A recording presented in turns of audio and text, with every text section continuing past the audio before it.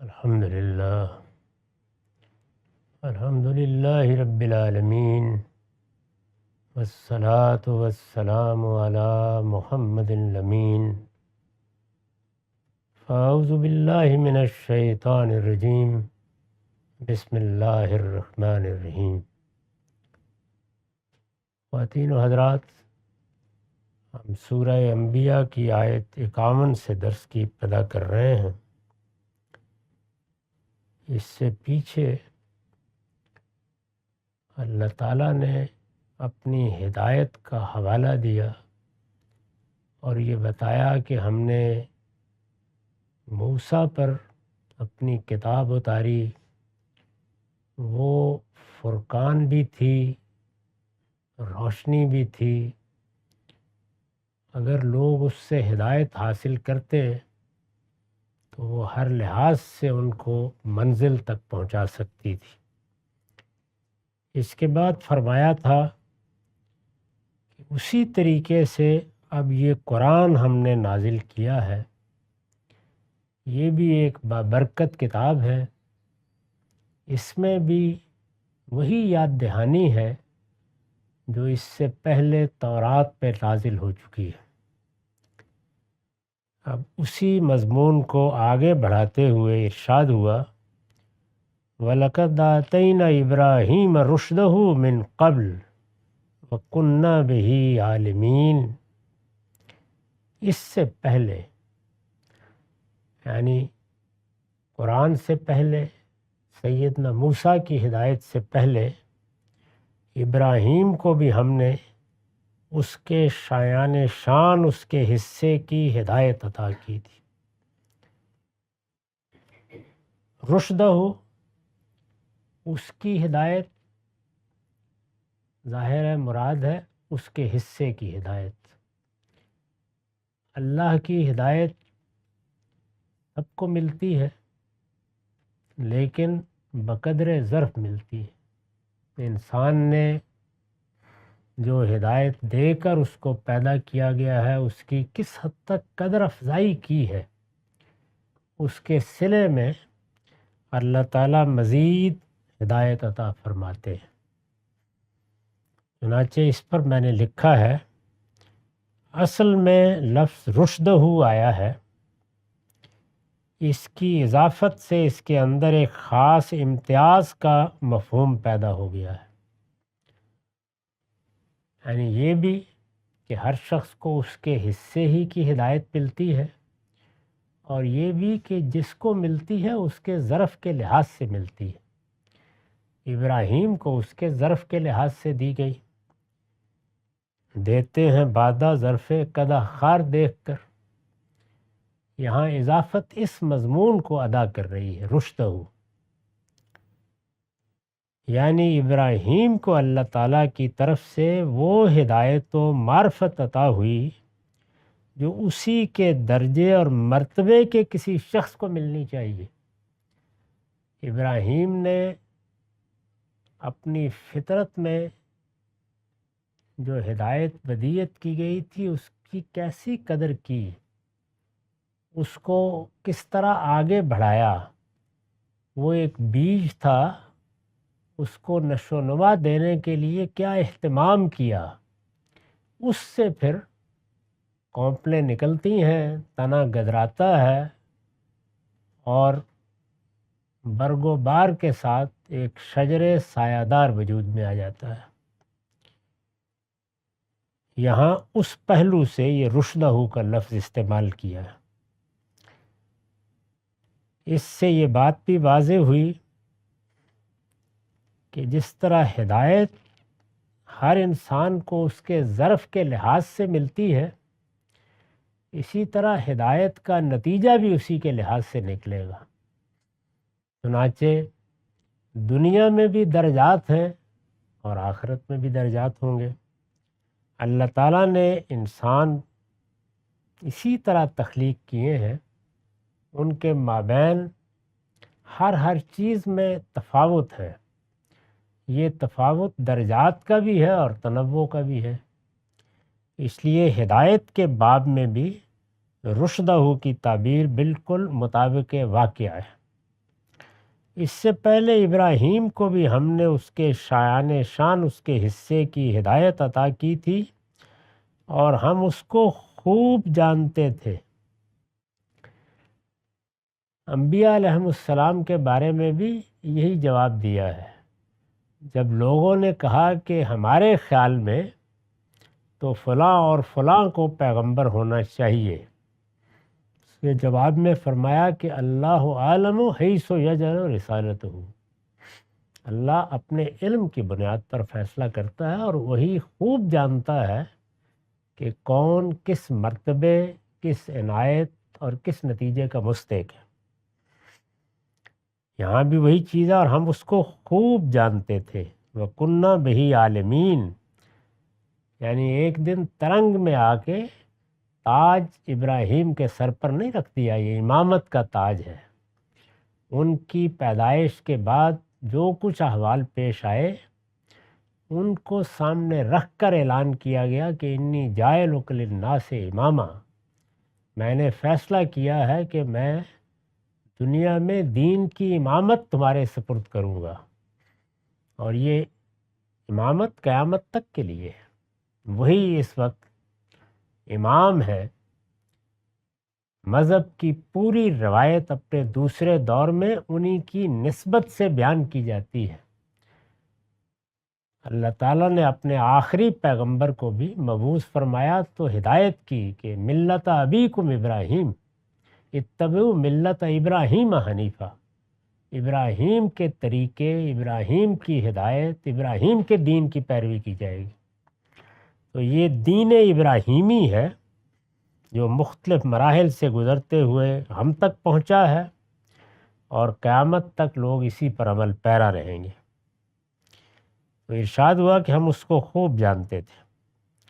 میں نے وضاحت کی ہے، مطلب یہ ہے کہ جو کچھ دیا تھا یوں ہی نہیں دیا تھا، اس کو خوب جانچ اور پرکھ کر اور اپنے اس علم کے مطابق دیا تھا جو ہم اس کے بارے میں رکھتے تھے، یعنی وہی عالم حیث یجعل رسالتہ۔ جس طرح ہر پیغمبر کے انتخاب میں اللہ کا علم ہی فیصلہ کن ہوتا ہے، فرمایا کہ یہ جو ہدایت کی امامت سپرد کی گئی ہے یہ بڑا منصب ہے، یعنی پچھلے 4,500 سال سے یہی امامت جاری ہے۔ اسی کے تحت سیدنا موسیٰ اللہ کی ہدایت لے کر آئے، اسی کے تحت انبیاء بنی اسرائیل نے آ کر لوگوں میں حق کی منادی کی، اسی کے تحت محمد الرسول اللہ کی بعثت ہوئی، اور اسی کے تحت اب قیامت تک اللہ کے دین کی شہادت دی جائے گی۔ چنانچہ جس جگہ اس امت کو شہادت کے منصب پر فائز کرنے کا اعلان کیا ہے، وہاں دیکھ لیجئے کس طرح اس کا حوالہ دیا ہے۔ یہ بتایا ہے کہ جاہدوا فی اللہ حق جہادی، اب تمہیں اس دنیا میں کھڑے ہو کر اللہ کے دین کے لیے جدوجہد کرنی ہے۔ یہ جدوجہد کرو اور اس کا حق ادا کرو، آخری درجے میں یہ ذمہ داری پوری کرنی ہے۔ وَاجْتَبَاكُمْ، اللہ نے تمہارا انتخاب کر لیا ہے، اس ذمہ داری کے لیے انتخاب کیا ہے۔ وَمَا جَعَلَ عَلَيْكُمْ فِي الدِّينِ مِنْ حَرَجٍ، تمہیں دین دیا ہے، شریعت دی ہے، اور یہ شریعت انسان کی حیثیت، صلاحیت اور استطاعت کی رعایت کے ساتھ دی ہے، اس میں تم پر کوئی تنگی نہیں کی۔ اس کے بعد یہ بتایا ہے کہ یہ ہدایت ہے کیا؟ ملت ابیکم ابراہیم، تمہارے باپ ابراہیمی کی ملت، اسی کا دین ہے، تم اس کو لے کر اٹھو گے۔ ہوا سماکم المسلمین، یہ تمہارا نام مسلمان اس وقت نہیں رکھا جا رہا، تمہارا نام مسلمان ابراہیم نے رکھا۔ ہوا سماکم المسلمین من قبل وفی ھذا، اس وقت بھی تمہارا یہی نام ہے، اس سے پہلے بھی تمہارا یہی نام تھا۔ وہ ذمہ داری کیا ہے جو تمہیں دی گئی ہے؟ یہ اجتباء کس مقصد کے لیے ہوا ہے؟ انتخاب کیا ہے؟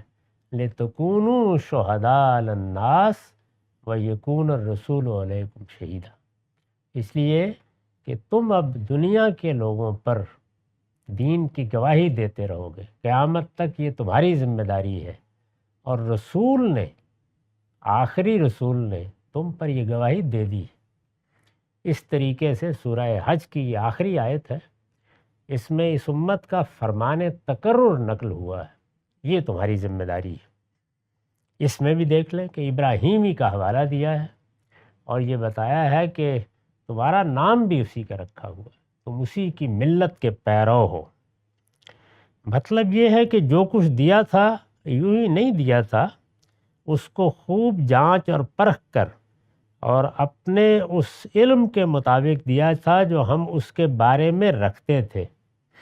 استاذ امام لکھتے ہیں اس فقرے میں ان لوگوں پر تاریض بھی ہے، یعنی یہ ایک بیان واقعہ بھی ہے، لیکن اس میں ان لوگوں پر تاریض بھی ہے جو اپنے اندر ہمت تو حضرت ابراہیم کی کسی ادنا سے ادنا سنت پر عمل کرنے کی بھی نہیں رکھتے تھے، لیکن ان کے ساتھ نسبت کے دعوے دار اور اس نسبت کے بل پر اپنے آپ کو دنیا اور آخرت دونوں میں بڑے سے بڑے مرتبے کا حقدار سمجھے بیٹھے تھے۔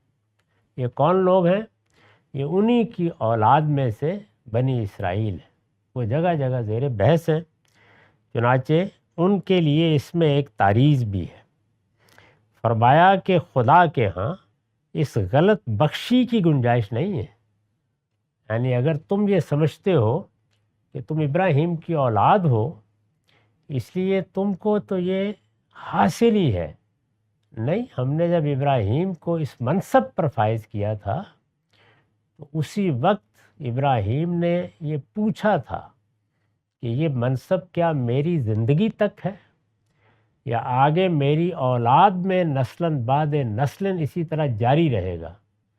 تو ہم نے جواب دیا تھا کہ جاری رہے گا، یہ انتخاب قیامت تک ہوا ہے، لیکن اس منصب کے لیے ہم انہی لوگوں کو اپنی عنایتوں کا مستحق سمجھیں گے جو ظالم نہیں ہوں گے۔ جو سوال کیا گیا تھا وہ یہ تھا، وَمِن ذُرِّيَّتِي، کیا یہ منصب میری اولاد کے لیے بھی ہے؟ جواب دیا گیا تھا کہ لا ینال عہد الظالمین، ان میں سے ظالم اس کے مستحق نہیں ہوں گے۔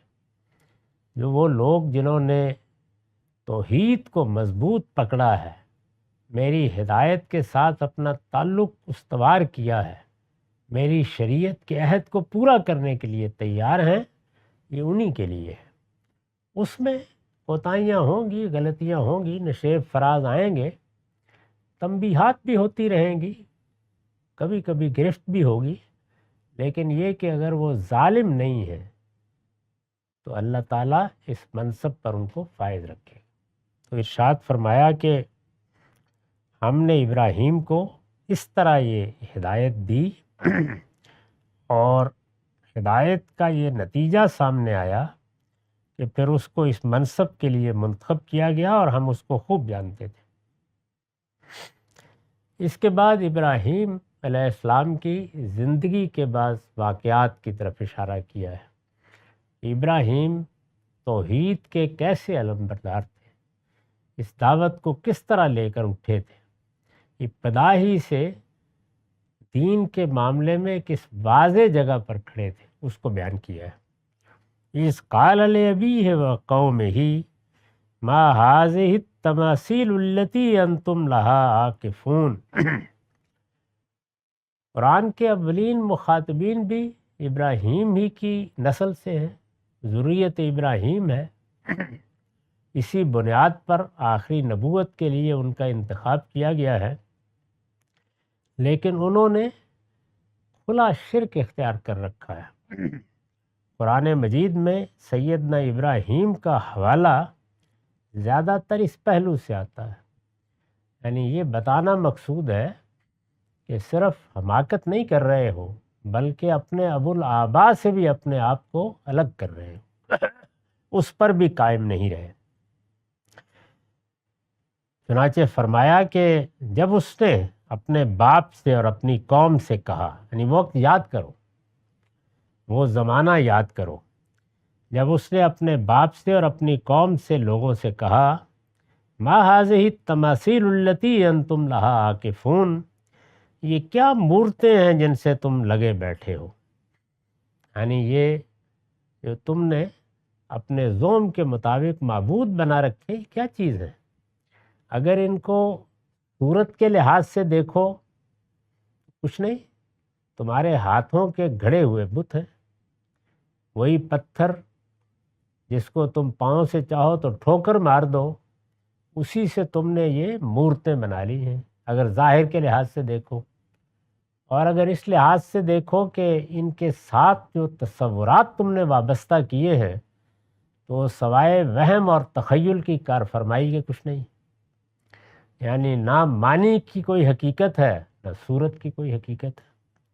تو یہ کیا مورتیں ہیں جن سے تم لگے بیٹھے ہو؟ انتم لہا عاکفون، یہ جو انتم لہا عاکفون کی تعبیر ہے، اس پر میں نے حاشیہ لکھا ہے ابراہیم علیہ السلام کے عنفوان شباب کا یہ واقعہ اسی ہدایت و معرفت کا اظہار ہے جو ان کو عطا ہوئی تھی۔ اس جملے میں ایک خاص طرح کی تحقیر ہے، قرآن مجید نے اس کو جس طرح نقل کیا ہے اس سے اندازہ ہوتا ہے کہ جب وہ اٹھے اور انہوں نے اپنی دعوت کی ابتدا کی تو اسی وقت ان تماثیل کے معاملے میں اور مشرکانہ روایت کے معاملے میں کتنے واضح تھے۔ یہ کیا چیزیں ہیں جن کی تم پرستش کرتے ہو؟ بے حقیقت، نہ صورت کی کوئی حقیقت نہ معنی کی کوئی حقیقت۔ ان کی قوم بت پرست اور باپ بت خانے کا پروہت تھا، یعنی قوم میں بت پرستی بھی اسی طرح تھی بلکہ اس سے بھی کہیں بڑھ کر تھی جو اس وقت تمہارے اندر ہے۔ رسول اللہ کی قوم کو خطاب کیا جا رہا ہے، جو اس وقت تمہارے اندر ہے۔ تم نے بھی اللہ کے گھر میں مسجد حرام میں بت لا کے رکھ دیے ہیں، اور ابراہیم تو اس سے آگے بت خانے کے پروہت کا بیٹا تھا، یعنی وہ شخص جو بت خانے کا نظم چلاتا تھا، لوگوں کو آداب سکھاتا تھا کہ عبادت کیسے کرنی ہے، ان بتوں کے سامنے، ان معبودوں کے سامنے نظر نیاز کس طرح پیش کرنی ہے، آداب کیا بجا لانے ہیں، وہ ان کا پروہت تھا۔ لیکن آگے جو کچھ بیان ہوا ہے اس سے اندازہ کیا جا سکتا ہے کہ اپنی زندگی کے ابتدائی دور ہی سے وہ توحید کے معاملے میں یعنی ابراہیم کیسا شرع صدر رکھتے تھے۔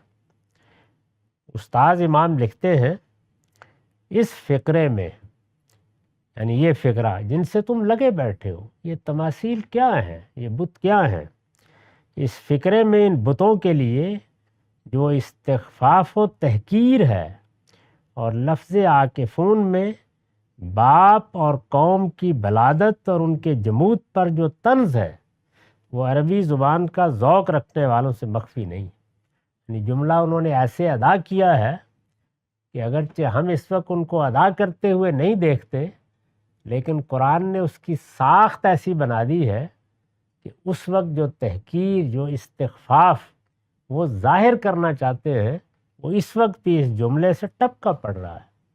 جو آدمی بھی اس کو صحیح طریقے سے سمجھے گا وہ اندازہ کر لے گا کہ انہوں نے کس طریقے سے گویا اپنا مدعا بیان کر دیا ہے۔ اس عمر میں، یہ ان کی ابتدائی عمر ہے، اس عمر میں اور ایسے ماحول کے اندر، یعنی جہاں باپ بھی پروہت ہے، جہاں بت خانے ہی بت خانے ہیں، پوری قوم کا مذہب دین وہی بنا ہوا ہے، اس عمر میں اور ایسے ماحول کے اندر یہ نعرہ حق وہی بلند کر سکتا ہے جس کو اللہ تعالیٰ توفیق خاص سے نوازے اور جس کے ایمان کی سطوت و جلالت ہر خوف اور ہر طمع سے بالکل بے پرواہ و بے نیاز ہو۔ اس کے لیے بڑا حوصلہ، بڑی ہمت، بڑا وضوح اور بڑا شرع صدر چاہیے۔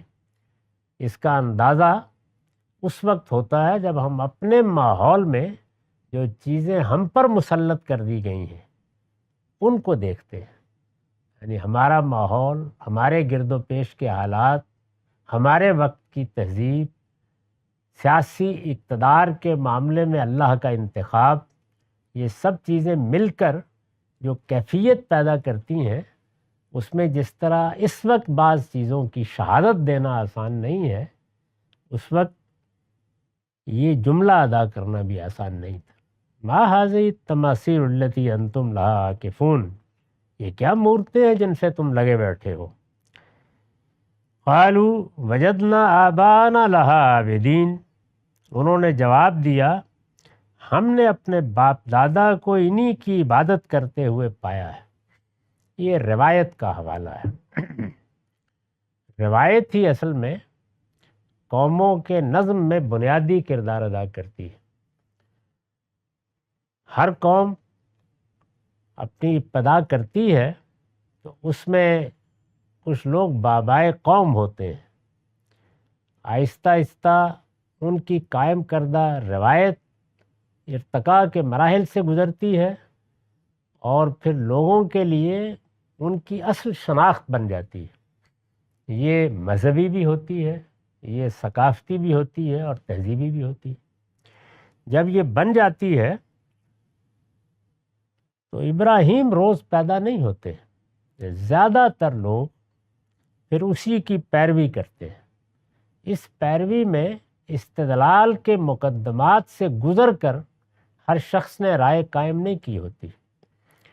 وہ محسوس کرتے ہیں کہ ہمارے علماء، ہمارے رہبان، ہمارے سیاسی زعماء وہ ہمیشہ سے یہی بات کہتے رہے ہیں، ہمیں اسی کی تعلیم دی گئی ہے، ہمارے ماں باپ نے یہی ہمیں بتایا ہے، اس پر تم اب یہ کیا تنقید کر رہے ہو؟ چنانچہ تنقید کی آواز پہلے مرحلے میں سخت رد عمل پیدا کرتی ہے، لوگ اس کو ماننے سننے کے لیے تیار نہیں ہوتے۔ وجہ کیا ہے؟ اس کو قرآن نے یہاں بیان کیا ہے۔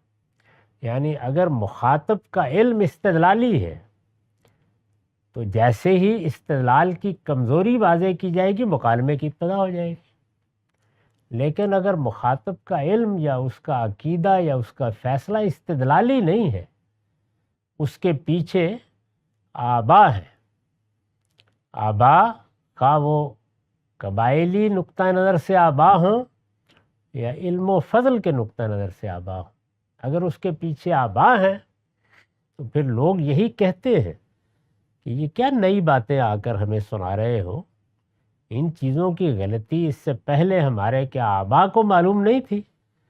اس میں ظاہر ہے کہ ایک سخت قسم کا رد عمل یہ بھی ہوتا ہے کہ یہ شخص اپنے آپ کو سمجھتا کیا ہے؟ یعنی اس کے خیال میں ہمارے جلیل القدر آبا، ہمارے جلیل القدر علماء، ہمارے پروہت، ہمارے کاہن سب احمق تھے۔ کیا بات کہہ رہا ہے یہ؟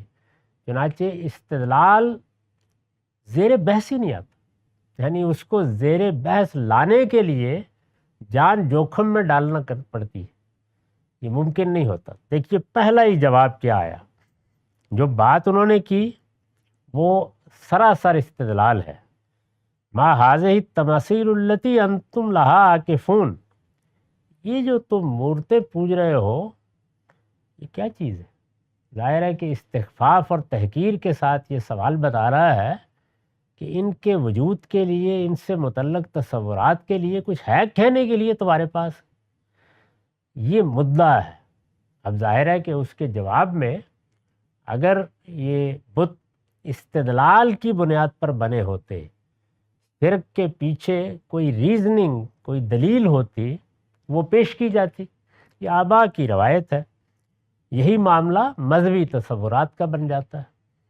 جو باتیں صدیوں سے کہی جا رہی ہیں، ظاہر ہے وہ غلط کیسے ہو سکتی؟ اس کے پیچھے اتنے بڑے بڑے نام موجود ہیں۔ یہ مورتیں ہیں جن سے تم لگے بیٹھے۔ انہوں نے جواب دیا ہم نے اپنے باپ دادا کو انہی کی عبادت کرتے ہوئے پایا ہے۔ اب وہ بھی ابراہیم ہے۔ انہوں نے کہا قال لقد کنتم انتم وآباؤکم فی ضلال مبین، اس نے کہا حقیقت یہ ہے کہ تم بھی اور تمہارے باپ دادا بھی ایک کھلی گمراہی میں پڑے رہے ہو۔ یعنی اگر یہ باپ دادا ہی کا استدلال ہے تو میں تم کو بتاتا ہوں کہ تم بھی گمراہی میں ہو اور تمہارے باپ دادا بھی کھلی ضلالت میں مبتلا رہے ہیں۔ کیا چیز ہے جس کو تم نے اختیار کر رکھا ہوا ہے؟ اس پر حاشیہ ہے، مطلب یہ ہے کہ کوئی ضلالت یعنی گمراہی، مطلب یہ ہے کہ کوئی ضلالت مجرد اس دلیل سے ہدایت نہیں بن جاتی کہ وہ باپ دادا کے زمانے سے چلی آ رہی۔ علم و عقل کا قطعی فیصلہ یہی ہے کہ جو کچھ کر رہے ہو وہ ایک کھلی گمراہی ہے۔ تو یہ گویا انہوں نے اپنی دلیل کو مزید محکم کر کے پیش کر دیا۔ مخاطب سے استدلال کا رشتہ ہی قائم نہیں ہو رہا، چنانچہ وہ ایک کے بعد دوسرے جملے میں نتیجہ بیان کرتے جا رہے ہیں۔ پہلے میں بھی نتیجے کو سامنے رکھ کر استخفاف اور تحقیر کا ایک جملہ انہوں نے بولا، اور اب بھی یہی کہا کہ اگر دلیل یہی ہے کہ باپ دادا کو ان کی عبادت کرتے ہوئے پایا ہے، تو میں اس کے جواب میں تم کو یہ بتا رہا ہوں کہ واقعہ یہ ہے کہ تم بھی کھلی گمراہی میں ہو اور تمہارے باپ دادا بھی۔ یعنی باپ دادا کیا تھے کیا نہیں میں اس پر بحث نہیں کرتا، لیکن تم کہہ رہے ہو کہ یہ باپ دادا کی روایت ہے، تو اس کے کھلی گمراہی ہونے میں پھر مجھے کوئی شبہ نہیں ہے۔ حقیقت یہ ہے، قال لقد کنتم انتم وآباؤکم فی ضلال مبین قالوا اجئتنا بالحق ام انت من اللاعبین۔ انہوں نے پوچھا، یہ بڑا سخت حملہ تھا، اس میں جو لب و لہجے کی قوت ہے وہ تو الگ ہے، ایک خاص طرح کی سطوت اور ایک غیر معمولی قطعیت ہے۔ انہوں نے پوچھا، کیا ہمارے پاس سوچی سمجھی بات لے کر آئے ہو یا ہنسی مسخری کر رہے ہو؟ یعنی انہیں یقین نہیں ہوا کہ ہمارے اندر سے ایک اچھا ذہین نوجوان ہے، یہ اٹھ کے کیسی گفتگو کر رہا ہے۔ تو جس طرح پوچھتے ہیں کہ بھائی یہ کیا ہے، مذاق کر رہے ہو ہم سے، ہمارے ساتھ ہنسی مسخری کر رہے ہو یا واقعی کوئی سوچی سمجھی بات کہہ رہے ہو؟ اس پر میں نے لکھا ہے یہ سوال بتا رہا ہے کہ انہیں یقین نہیں ہوا کہ اس طرح کی بات کوئی شخص سوچ سمجھ کر بھی کہہ سکتا ہے۔ یعنی اس کا مطلب یہ نہیں ہے کہ وہ یہ کہہ رہے ہیں کہ تمہاری بات کے بارے میں ہم جاننا چاہتے ہیں، بلکہ جملے کا صحیح رخ یہ ہے کہ ایسی بات سوچ سمجھ کے تو کوئی کہہ نہیں سکتا، اس لیے بابا یہی آتا ہے کہ کوئی ہنسی مذاق سوچ گئی ہے تمہیں جو ایسی باتیں کر رہے ہو۔ انہوں نے پوچھا، کیا ہمارے پاس سوچی سمجھی بات لے کر آئے ہو یا ہنسی مسخری کر رہے ہو؟ قال بل ربکم رب السماوات والارض الذی فطرہن وانا علی ذالکم من الشاہدین۔ کیا جواب ہے؟ اس نے کہا، نہیں بلکہ تمہارا پروردگار وہی ہے، یعنی یہ تمہاری بنائی ہوئی مورتیاں نہیں، تمہارے معبود نہیں، تمہارے مذمومہ معبود بے معنی، یہ اس قابل بھی نہیں ہے کہ ان کا ذکر کیا جائے، بلکہ تمہارا پروردگار وہی ہے جو زمین اور آسمانوں کا پروردگار ہے۔ میں یہ بتانے آیا ہوں تمہیں جس نے ان کو پیدا کیا ہے، یعنی یہ تمہارے معبود، ان کے اینٹ پتھر بھی اسی کے بنائے ہوئے ہیں، اور جن تصورات کو تم نے اخذ کر لیا ہے تم بھی اسی کے بنائے ہوئے ہو۔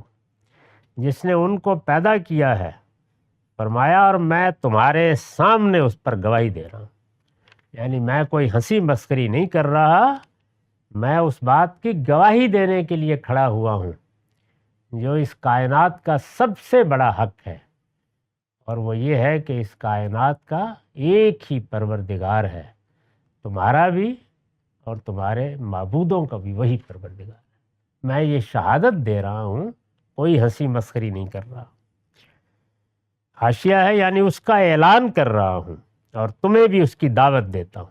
لفظ شہادت جب قرآن مجید میں ایک خاص سیاق پہ آتا ہے تو اس کا مطلب یہ ہوتا ہے، یعنی اس کا اعلان کر رہا ہوں اور تمہیں بھی اس کی دعوت دیتا ہوں۔ آیت میں لفظ شہادت دعوت اور اعلان کے معنی میں ہے، اور قرآن میں یہ لفظ اس معنی میں جگہ جگہ استعمال ہوا ہے۔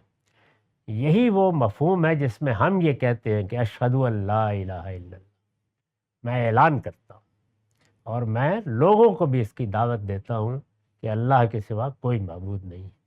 اقول قولی ھذا واستغفر اللہ لی ولکم ولسائر